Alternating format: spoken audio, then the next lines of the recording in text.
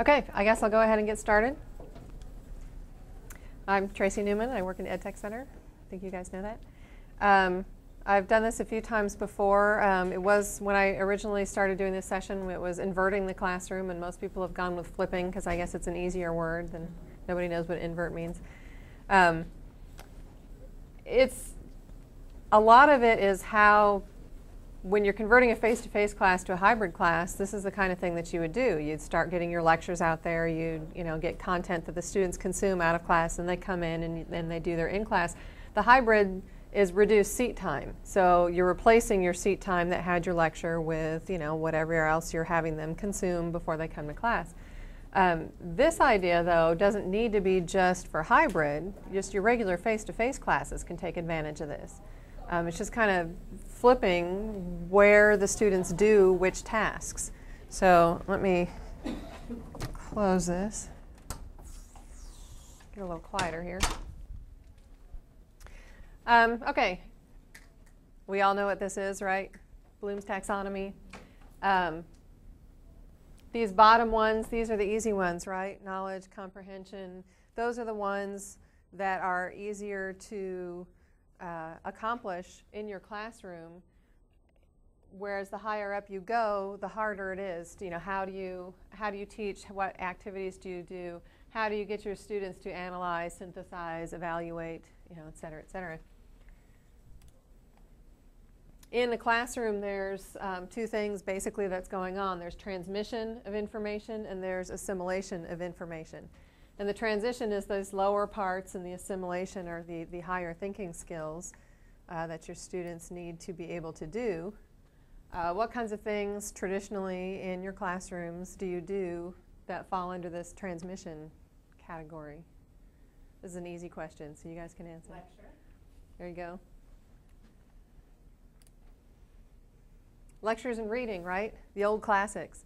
When I went to college, that's what it was. 20 years ago, it was lectures and more lectures, and frantically scribbling everything down in your notebook, right? And hoping that you could write as fast as you needed to get everything down.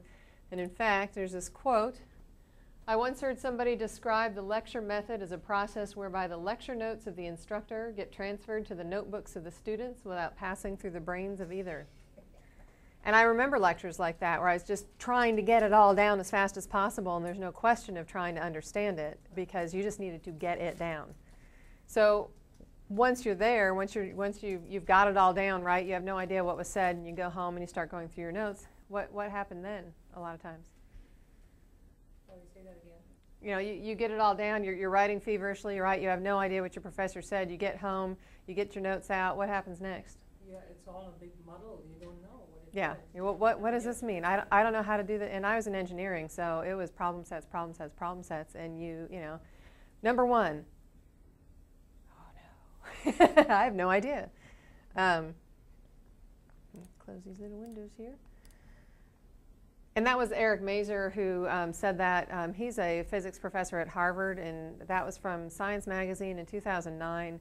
He was one of the first ones, I think, that started talking about he called it inverting the classroom. And he started giving his physics lectures, taping them, lecture capture, however he did that the students would consume. And then when they got to class, they would work with that material, and they would do the assimilation, which is where we are now. What kinds of things do you do in your classrooms now to help students to assimilate the material? Give them, applications like in case studies, or work with other discussions, right? Things like that. Right. Discuss the homework. Right. Discuss the homework. Let me ask: how many of you are math or science? And you guys are liberal arts, more humanities, Business. right? Business. That's right, business. And you are? Federations of college. Okay. Some of the traditional things, homework, of course, labs for your science classes, or business, actually. You probably have some types of labs you do. Cooperative learning, projects, problem sets, discussions. I mean, these are all the things that we see in classrooms.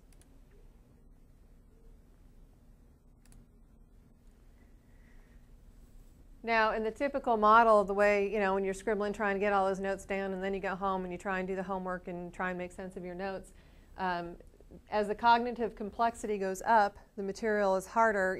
I've got all the formulas. What do I do with the formulas?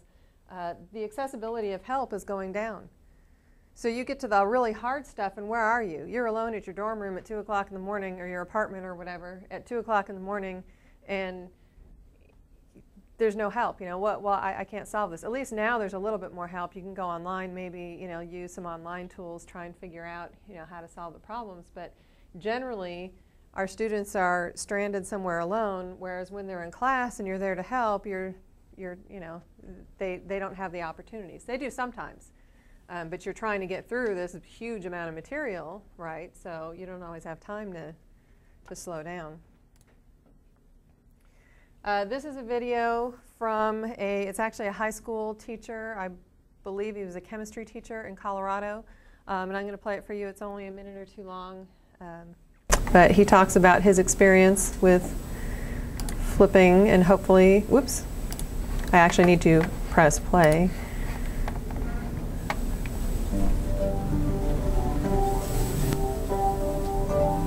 I'm Eric Mazur, and I teach science here at Woodland Park High School. My ultimate goal, I guess, as a teacher is to help students become learners who can learn for themselves and by themselves. And I can't get the ad off One there. of the problems that I was guilty of even prior to flipping my classroom around was the classroom was centered around me. I told them exactly what to learn, how to learn it, what assignments to do to learn it, and when to learn it, and how to prove to me that they learned it. I don't do that anymore.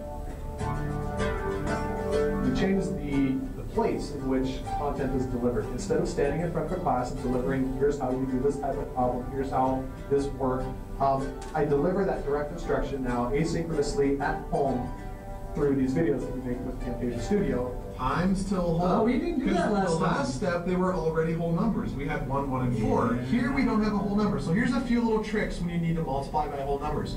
If one of your numbers ends in 0.5, you're going to multiply by 2. Something 0.5 times it by 2. Right. Okay, write this down, guys. Yes. If something ends in 0.3 or 0.33 or 0.66, you multiply by 3. And when the kids come to class, they don't show up to learn new stuff. They show up to apply the things that they learn at home and to ask me questions about the things they learned at home.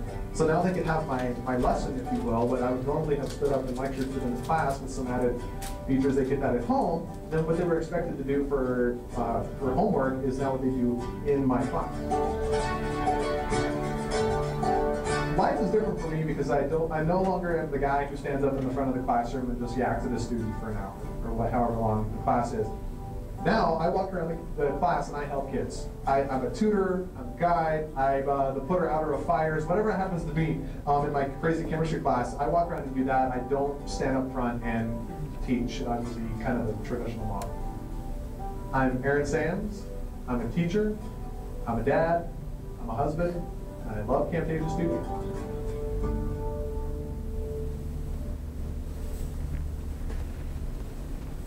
What do you guys think?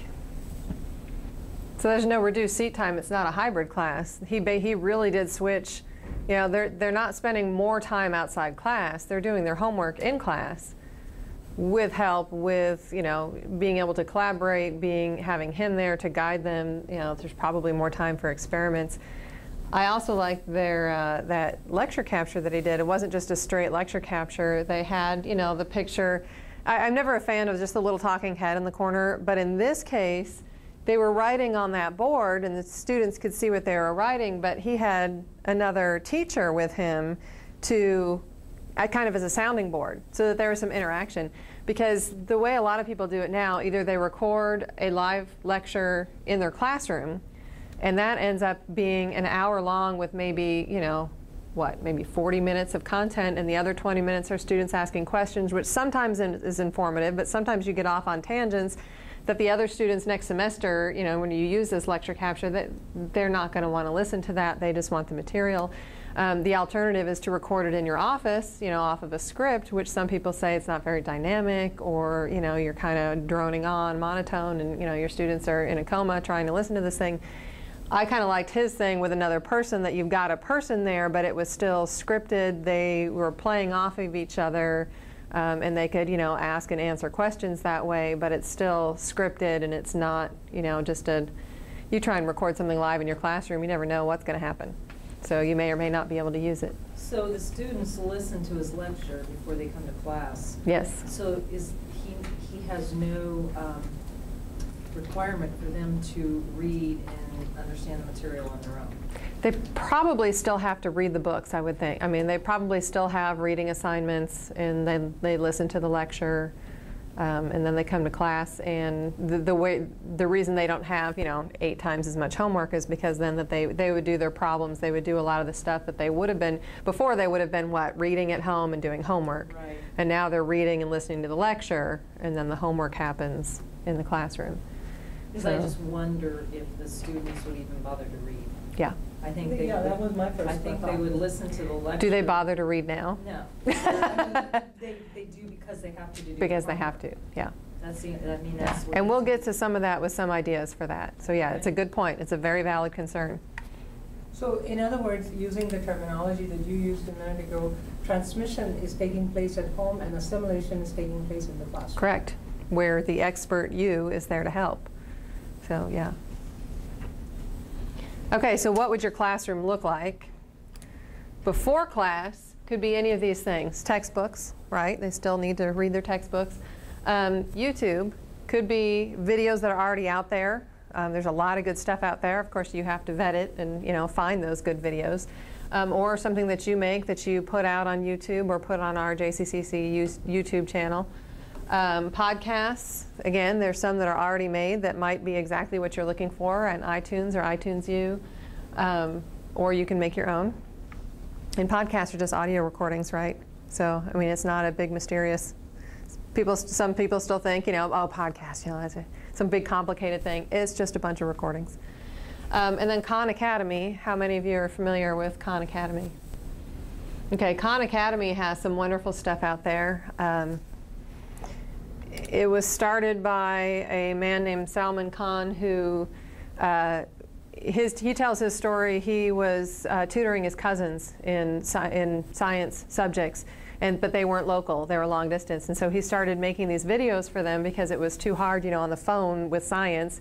You needed to be able to draw and show things. And so he started making these videos for them, and out of lack of, you know, I don't know where to put these things, he just put them up on YouTube. Well, people started watching them and commenting on them and saying, hey, can you do one on this topic, or can you do one on this topic?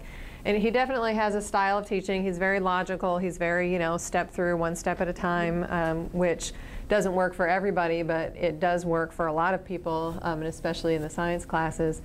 And so he now has thousands of free videos out there on all sorts of subjects. They're all short, you know, maybe 4 or 5 minutes tops, on little chunks, you know, so balancing an equation, or, you know, a lot of them originally were all science and math, and now he's branching out. He's got some business, he's got some humanities, he's got some of those types of things out there.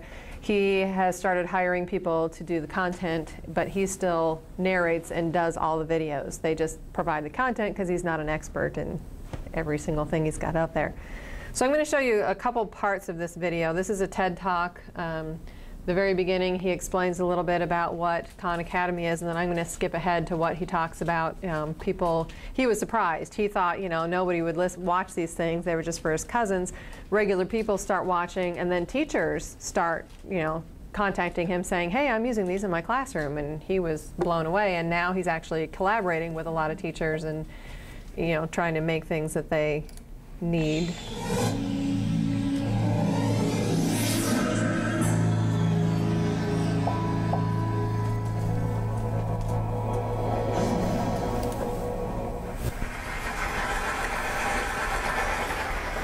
Khan Academy is most known for its collection of videos. So before I go any farther, let me show you a little bit of a montage. So the hypotenuse is now going to be 5. This animal's fossils are only found in this area of South America, a nice clean band here, and this part of Africa. We can integrate over the surface, and the notation usually is a capital sigma. National Assembly, they create the Committee of Public Safety, which sounds like a very nice committee. Notice, this is an aldehyde, and it's an alcohol. Start differentiating into effector and memory cells. A galaxy, hey, there's another galaxy.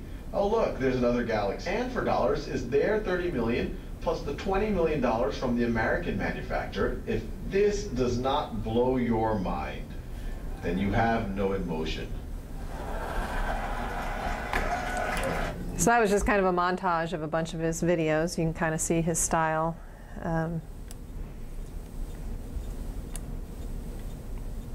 And I've angered it.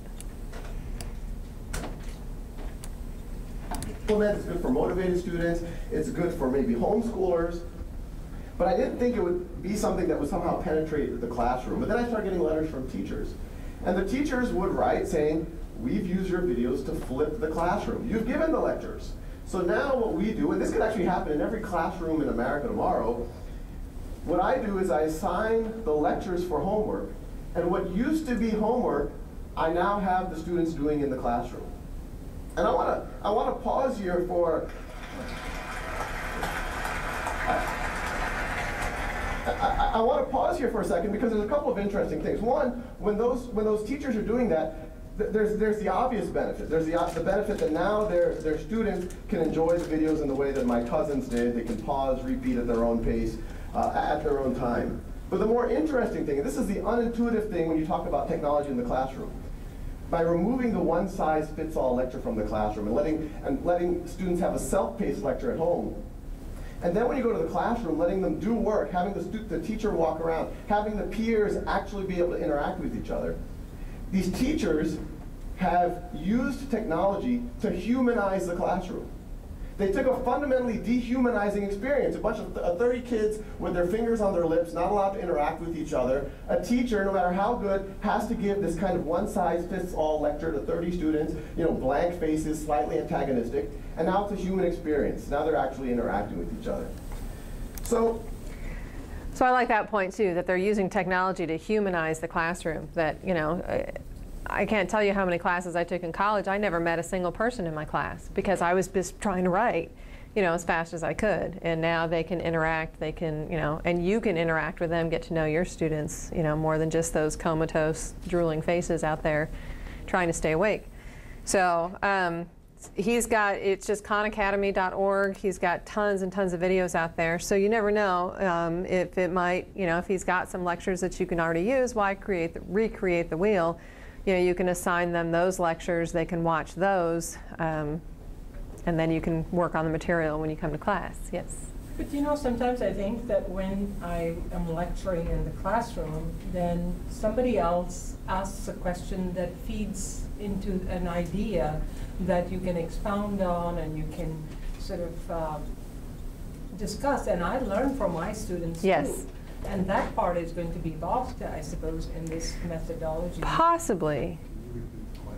Oh, yeah. The question was whether you're going to lose some of the learning that you do from your students in the classroom because you're lecturing, they stop, they ask a question, maybe bring up a point that you haven't thought of before, and that leads to a whole, is that correct? Yes. That leads to a whole, new learning that wouldn't have happened. And I think that can still happen because when they come to class, you're probably going to recap, what they, you watched this, what did you think about it? Maybe you had them take notes. It's kind of where I was going with this guided practice. Maybe when they're watching the lectures, they need to take notes. Maybe they need to turn in their notes, or they need to come to class with however many comments about what they heard, or you discuss it. So I think there's still room for those kinds of things to come out. Depending on what you do when they come to class. Or even some points of clarification. Right, right. And VoiceThread is a really good tool, and I'm going to talk about that in a little bit here, that would give you some of that interactivity and almost like being in class for that part. There was an entire 1-hour webinar which has been recorded, and I'll give you the link to go and see that, about a teacher who uses, I believe it's an art history or art appreciation. I think it's an art history class at a college level that she uses VoiceThread before and after class to guide her whole classroom discussion, and it's pretty interesting. So we'll look at that in just a minute. Okay. Guided practice. How do you know they read their textbook? How do you know they listened to the lecture? If they don't read their textbook and they don't listen to the lecture and they come to class, boy, you can't do anything with them. They won't have any material. So what I have, some of the instructors that I support that do hybrid classes, they've gone to this guided practice where maybe they have a note-taking packet that they need to fill out while they're watching the lectures or while they're reading their textbook. Maybe there's a quiz or a short paper, a summary, the VoiceThread assignment that we're going to look at. That would be a good thing. But something that keeps them accountable. That when they come to class, you know that they've consumed that material because they had to in order to do this guided practice.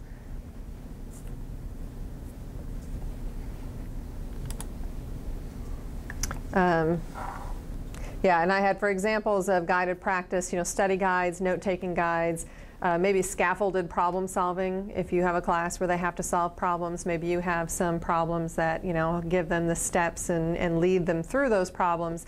And then when you come to class, they're going to do some more difficult problems and have to come up with those steps on their own, something like that. Now, during class, you can have all sorts of different activities. You could, maybe the first thing you do when they come into class, maybe using clickers, you have an assessment that will show whether or not they watched the lecture, whether they read their textbook, they did what they were supposed to do at home. Clickers are a good tool for that, and it's a good way for you to evaluate on the fly whether or not they're picking up what they're supposed to be picking up. You could have some collaboration between students, maybe working together on something, experiments, hands-on lab experiments, discussions, maybe some one-on-one with you, going around and answering questions. So a lot of things that you can do during class. And here's some other ideas. You could work with primary source documents. You could have debates. You could have a Socratic seminar. Writing challenges. You could have students reteach, part of what they learned on their lecture. Projects. I mean, it's limited by your creativity and coming up with, ways to manipulate your subject matter to get those higher levels of the Bloom's taxonomy, to get your students analyzing, synthesizing, evaluating.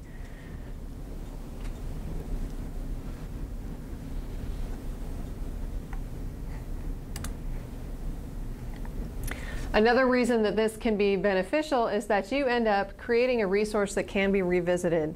If they didn't understand something you said in your lecture, or they missed it, or their mind wandered, they were blown away by something you said and they missed the next thing you said, on a video, they can go and rewind it. They can watch it again. They can watch it again to review for the test.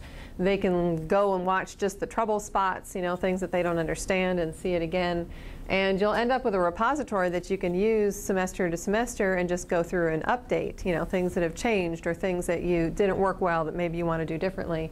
This is just an example of a playlist on YouTube that has a lot of our Angel movies that in our I Teach class. So they're out there if anybody needs to go back, even after the class is over and it's been a year and you never used a private team journal. And you're like, oh, I remember we learned that, but I don't remember how to do it. You can go out there to that playlist and there's that movie that shows you how to use a private team journal, and you can review the content. And there's lots of places where you can store this kind of thing. iTunes U, YouTube, a class blog. You could go out to just Blogger and create a class blog and have your students be commenting on things, or have them each have their own blog. You can store it all in the LMS in Angel. You can just have everything right in there. Or who has heard of VoiceThread? It's just one more tool. There's tons and tons of tools out there that are free to use that, depending on your class, might fit what you do. VoiceThread is a very interesting tool. What it is, and we'll go and look at it. It's free. You sign up for an account, and then you can put in, it doesn't even have to be one slide. Think of it almost as PowerPoint slides. You can put in an image. You can put in a movie. You can put in several even slides with text or images, whatever you want to put in there. Students can then, you can comment on it, and then students can comment on it. And everyone can comment with voice, with video, with text. They can draw on it, however they want to do it, any combination of those. So let's say, and we'll go and look at one, but let's say you have this art history class, and she's got an image up there, and her question is, analyze this image, or talk about this image, whatever. The students, if they're not comfortable talking or they don't have a microphone, they could type in a comment. Maybe the next student would then, it's like a conversation, only it's happening asynchronously. Maybe the next student would have, something about that comment, and they're just going to record an audio, or maybe they have a webcam and you'll see their face, and and when you go into the voice thread, it will play, and you'll see that image, and then you'll hear everybody in the order they posted. Their little icons are around the edges, and you'll either read their text comments will pop up. If it's audio, the audio will start playing. If it's video, the video will play, and it'll just go around. And you can always pause, rewind, fast forward. And this Michelle, I'm not sure how you say her name, Bikansky Brock, she's the one that did a webinar on this last month, and there's another one coming up next week that's how she uses VoiceThread for assessment, which I thought might be really interesting. But she was talking about in her class, she has a voice thread out there that they are supposed to go to before class, and they each have to comment on, I think they have to do like at least 2 comments on at least 2 different slides. And they can't just be repeating what everyone else has said. It's not like you're answering one question and everyone's going to say the same thing. You treat it as a conversation. So when you show up and 5 people have already said stuff, and they've all said things, and think of it as you're sitting in a classroom and 5 people have just said what they think about this piece of art, and now you're going to talk about it. That's what you record, and they're all they're fairly short little comments. I'm going to.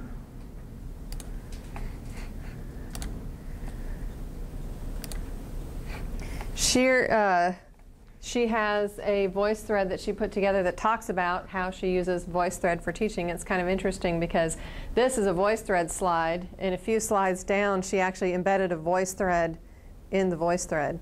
So it's kind of, so then you can comment on the voice thread, which had comments on the content. It's kind of interesting. But here's her slide. And all the pictures around the side are people's comments. I have it paused. If I went to play it, it would go through everybody's comments, whether they're audio, video, text, in order. This big arrow shows you there's more slides. So this is the next slide.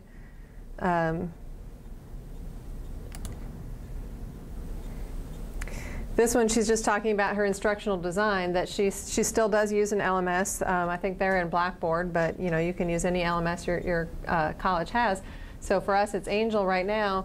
And inside her course shell, she organizes the content, authenticates the students, protects the records, all that kind of stuff. But she sends them out to VoiceThread then, where they can collaborate. It's student-centered. It's visual learning activities. Students can use text, they can use voice or video, instructors can comment, so she'll go through and listen to them and comment on their comments just like you would in a classroom. So here you're getting some of that interchange you were talking about in a classroom, that they could be commenting. You could even have part of your lecture in the middle there. You can draw on it. They can draw on it. When their comment's done, it's all erased. It's kind of like it's recording just their little thing, so they could go and draw on some sciencey kind of thing, and well, this molecule goes here, or this goes here, and then when the next comment, it all goes back to how it was, and they can do their own thing. So it's engaging different modalities. You can doodle, you can see, you can hear. What was interesting is that she had a couple things, like this was a voice thread she actually used in class. Prompt, circle the focal point and illustrate where you see evidence of implied line using the annotation tool, and her students would then go in and answer this thing. What she said that she did was, instead of preparing for her lecture, before you lecture, right, don't you go through your notes and you figure out what you're doing and you make sure everything's in order. Instead of the traditional preparation, what she would do is she'd spend about 45 minutes right before class, where she would then go out online and go to her VoiceThread. And she would go through and she would listen to what everybody had said. She'd make notes on it, things that she wanted to bring out during class, comments that she particularly liked that she wants to talk about, maybe misconceptions that she wants to, talk about. And then during class, that's what her class is. She uses this voice thread to then guide the content in class, and she'll play some of the comments. And she said her students just absolutely loved being one of the ones that she'd single out and say, listen to this comment, this was wonderful. And especially for those shy students who might not have ever said that in a classroom, but they felt comfortable recording it at home, they get to have their voice heard. So she would go through, before class she'd go through, she'd decide, you know, what she wanted to do in her classroom, and then based on the directions that everything went during class, she would then create a second voice thread that was kind of a follow-up. That after class they had to go and participate in this other voice thread, and they'd have, you know, however long to participate in that one, to do, you know, some sort of wrap-up activities or maybe extend what they had talked about. And she actually, I believe, used some of that for assessment. She didn't talk a lot about that because there's a whole new webinar on that. So I guess next week I will find out what she did for assessment. But she had all sorts of statistics about what her students thought. Has the use of voice threads in your class enhanced your learning, and if so, how? And she had these online student survey results. In general, when I feel I am part of a community in an online class, I'm more motivated to succeed. 82% strongly agreed or agreed. 80% strongly agreed or agreed that VoiceThread contributed to establishing a sense of community in the class. 88% thought VoiceThread enhanced their ability to understand visual concepts. 94% thought hearing my voice, or heard the instructor's voice, increased their sense that the instructor was actively present in the learning experience. Let's see, I had written down some more of her statistics. She said 89% said the class required more critical thinking than they're used to doing in a class. 81% said that they actually spent more time on homework. 97% said it was a successful learning experience. 81% said it was more enriching. 81% said that they thought their face-to-face class time was more relevant than usual. 81% thought they had more opportunities to ask questions. 81% felt that their ideas mattered more. And the students, when they were asked at the beginning of the class, thought that they weren't going to like VoiceThread. You know, I have to go, I have to do what? I have to record this, I have to, you know, what do I have to do? They thought they wouldn't like it, but by the end of the class, most of them agreed that they really think that it helped them learn better and learn more. So it was very successful, and I think she had a statistic. She had taught the same class traditionally beforehand, and with using VoiceThread, she had a 10% increase in success in the class, and I think that was C and above for the final grade, and a 12% increase in retention in the class. So 12% more students made it through the end and didn't drop. So very significant results. And then she has here's an address to her blog, and she has a whole entry that talks about a little bit about the Khan Academy, and when she talked about when she first found out about VoiceThread and how to use that in her classroom. If you click on the bottom where it says flipped classroom, this little keyword,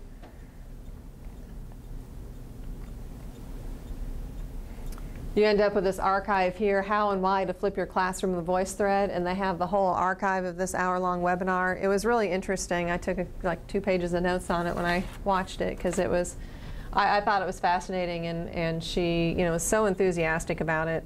And this was I don't think it was billed as hybrid. It was supposed to be a face-to-face class, so it wasn't hybrid.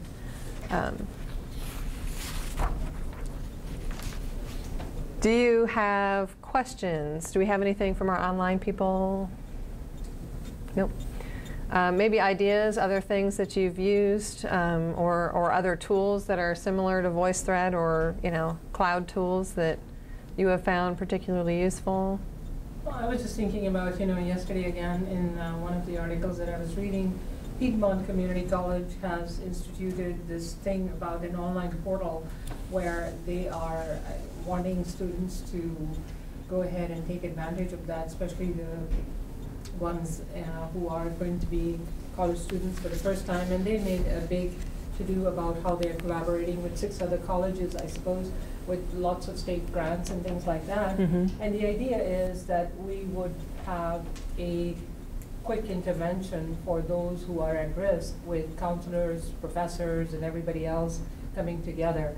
Now, for something like this, for instance, when you are putting the emphasis in the classroom more or less on a one-to-one basis or addressing the deficiencies that have been identified, that certainly helps in retention.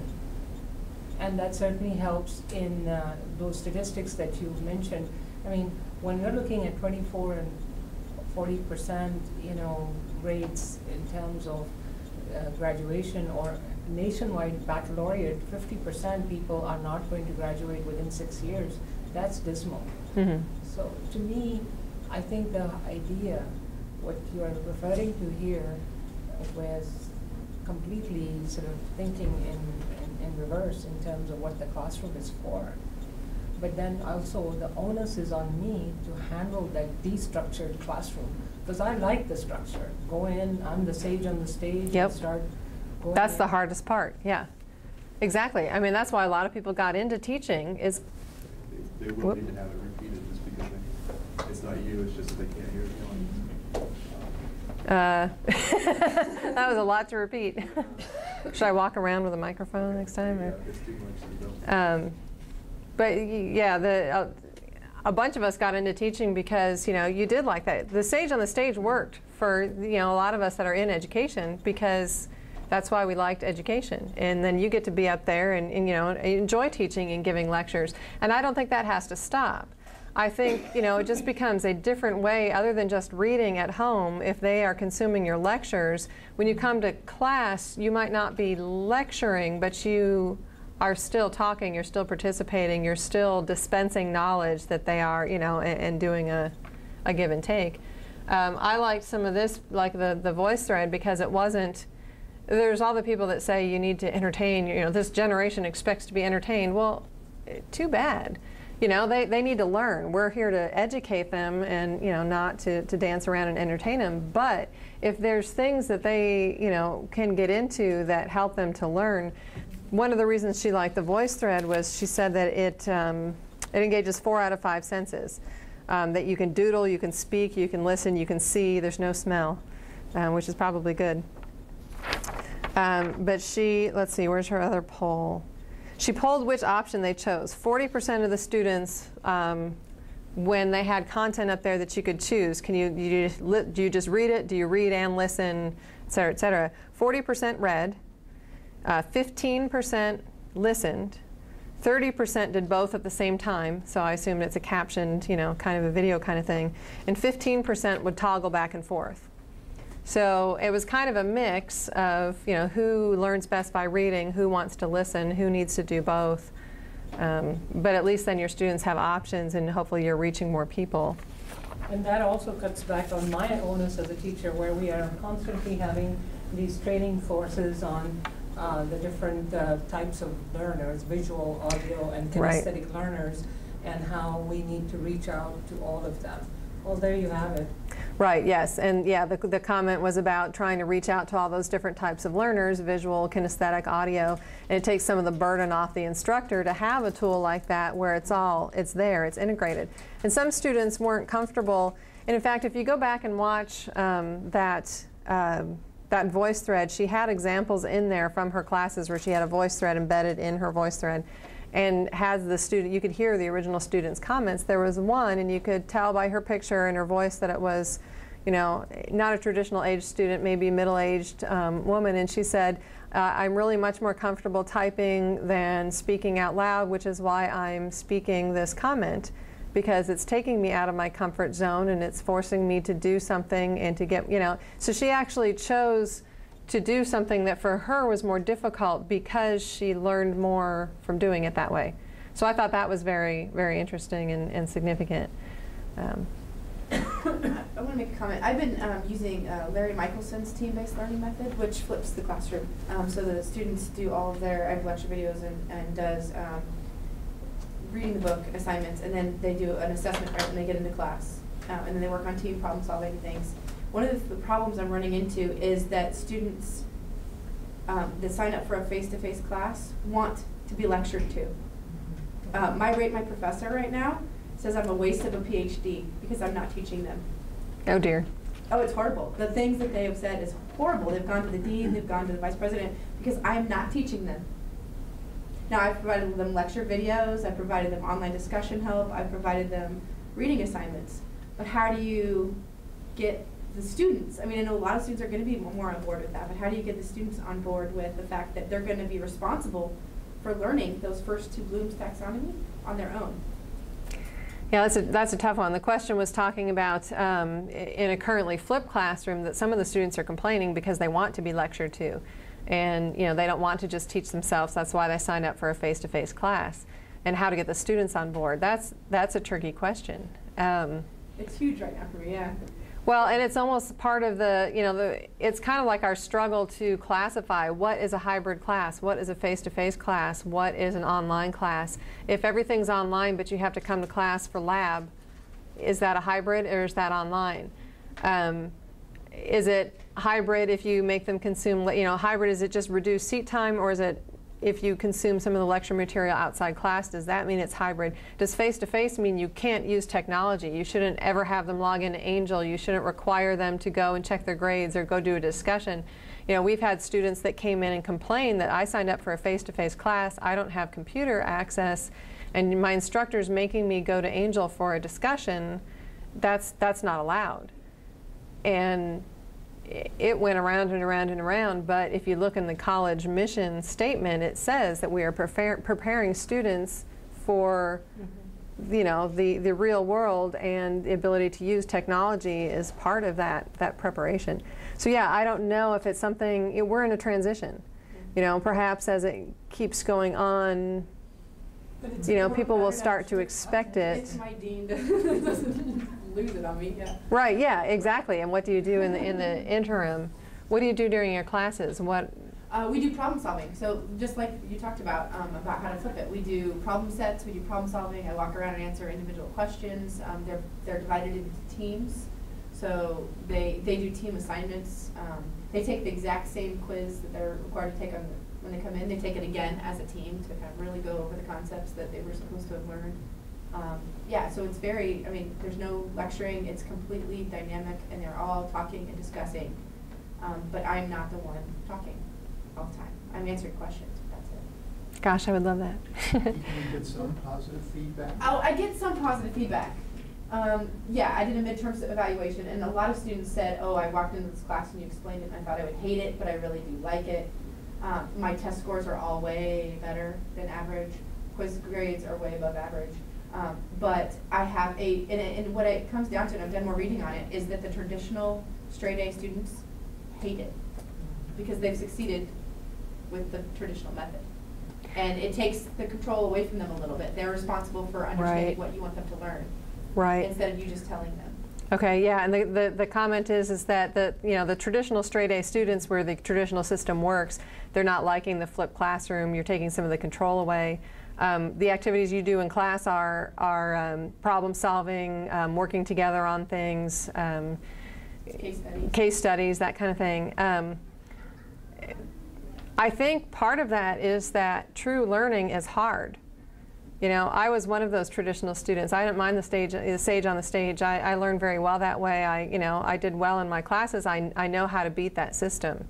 But is that what's best? Is that how you're learning? Is that, you said your test scores are much higher than the other way. So I think the students are upset because you're making them do something that's time consuming and difficult, which learning is time consuming and difficult. So yeah, it's kind of, as you said, as long as your dean doesn't, come and, whack your head off, then you're... I've recorded lectures, yeah, voiceover PowerPoints for now. Camtasia? I did Camtasia, yeah.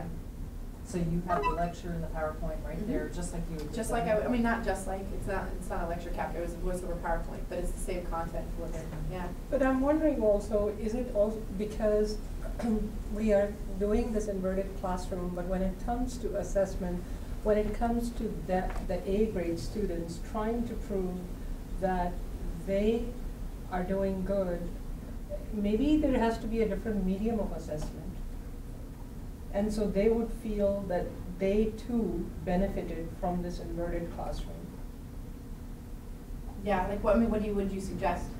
Well, for instance, I think for them, maybe not showing this, I don't know what your system of assessment is. Well, we do quizzes when they come in, and then we take exams, and they do team exams as well. Okay, so maybe there could be a choice in how they can prove.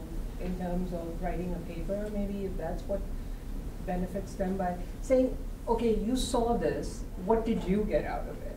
And then for them, it's like I would have done better on the quiz had I done the traditional classroom lecture maybe. But I think since we are addressing different modicums of approaching different constituents, so to speak, in the classroom, audio, visuals, but when it comes to assessment, we're still going with the traditional model. Right. So maybe we can kind of start thinking in a different, out of the, different paradigm of assessment. Yes, also. I think that's the next piece is the assessment. Our assessment definitely is, a lot of what we do is outdated and it doesn't work. Exactly. And I've got a son at KU who's extremely frustrated because he's in a couple classes where I swear I know the material. I can go in and tell you everything that was in the book, everything that was in the lecture. I understand it all. I can use it all. I can do all the problems. And I go into the test and I'm like, what is this? And I hate to say it, but there are some professors that seem to think that everyone scoring low on their test means they're doing a good job. I have a really hard class, and it's ridiculous. And that's not what the assessment is supposed to be assessing to make sure that they have learned what they were supposed to learn in your class. And so I think, I think assessment needs a lot of work. I'm really interested to see what this instructor does to use VoiceThread as assessment, because that seems like it's more of an authentic assessment. Not only that, but I think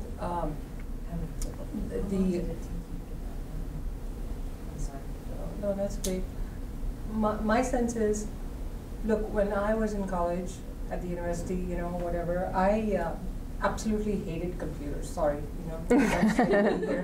And the reason was that it was almost like an inverted classroom, because the guy who was teaching it basically thought everybody had a passion for computers and all the software and everything.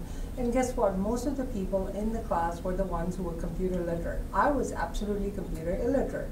So therefore, we lost the structure of the classroom. And I thought every question, everything was coming and it was very chaotic. So unless the teacher takes control of these are the goals, these are the objectives of this particular session, and no matter how destructured this environment is, I will get through these goals for today. Right. And I don't think I don't think necessarily you have to lose the structure of your class by flipping it. You still have a structure, it's just a different structure. But yes, I think definitely maybe, even if you're doing a session that's mostly problem solving, that maybe you write on the board, these are the objectives, these are the things you should be able to do by the end of this class. Do you have questions over the lecture? There's nothing wrong with reteaching. Maybe they watched your movie and they didn't understand part of it no matter how many times they saw it, and you need to reteach. I mean, that's the whole point of reteaching, right, is that you say it in different words. You show them a different way. So you're still going to end up doing some of that reteaching in class to help your students, but anything that's, just easy to consume, they hopefully consumed outside of class and you're not spending their time. I think it's are those A students in your class that are complaining? Are they doing well? Oh yeah, they have A's. They have A's, yeah. You're making them work. You're making them work, so you're doing your job. It's kind of like... Their gripe is I am not doing my job. I am not teaching them. They signed up for a lecture. They want lecture. Yeah. It's kind of like parenting, They say if your kids are mad at you, then you're doing the right thing. So, How long does it take them to go through your PowerPoints before they come to class? It's about, average is 10 or 15 minutes. Okay. Of that. They can choose to also read the book. I mean, it's not like they have to watch the video to get the content. I provide them with a very detailed study guide. And I say, this is the stuff that you're going to have a quiz on. The quiz is all Bloom's 1 and 2. It's all, what's this vocabulary term? What is this? What subject is it? Microbiology. And so I give them a study guide, and I give them the option of reading or listening to the video to help fill out that study guide. The questions are straight off the study guide. It's just it's called a readiness assessment test. It's just an assessment when they come in and say, did you read it? Did you not read it? And I tell them, I say, look at these exam scores. You guys are doing great. You guys are doing great. And they say to me, that's because we're working harder.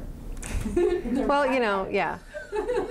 Yeah, they have to work, so. So they take assessment every day? No. It's like once a week, once every 2 weeks. What would be really interesting is, okay, so those A students who get A's in the traditional way, who are also getting A's in your class, but they're having to work harder and so they're upset, I'm wondering how, if they were tested again in a semester or 2 semesters, how your retention is.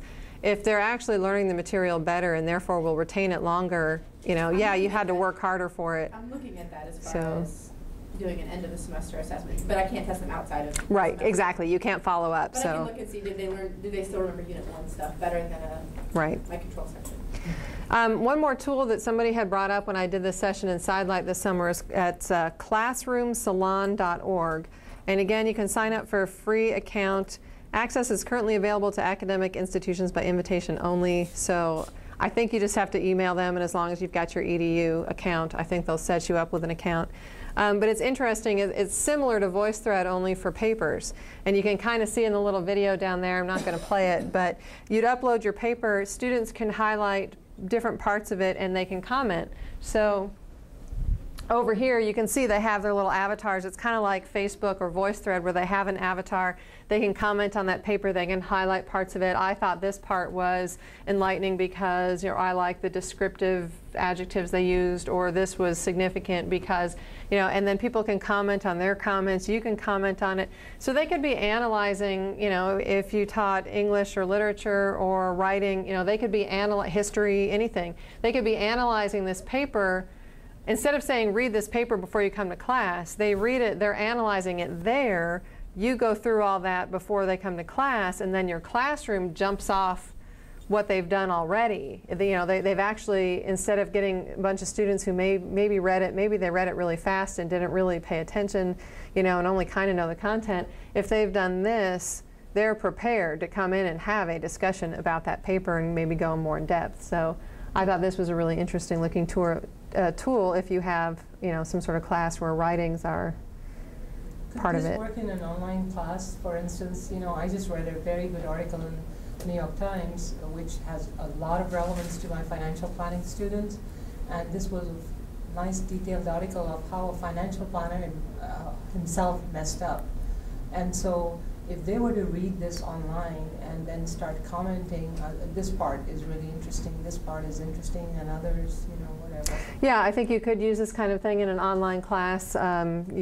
The question was about, you know, if you see a current event in a New York Times article and, you know, you want your students to read it and comment on it, a tool like this or like VoiceThread would probably, you know, work great. You just, you know, maybe link to it from Angel and they go out to that site. It's always a little bit of a barrier when they need an account, but, you know, if they're free, do it anyway. Some of it you can do it into discussion in Angel. When they were asking in that VoiceThread webinar that I went to about discussions, the thing about a discussion is that it's threaded. VoiceThread isn't necessarily threaded, it's just all the comments going around, but it kind of can turn into a conversation about that one, you know, that one image, that one slide.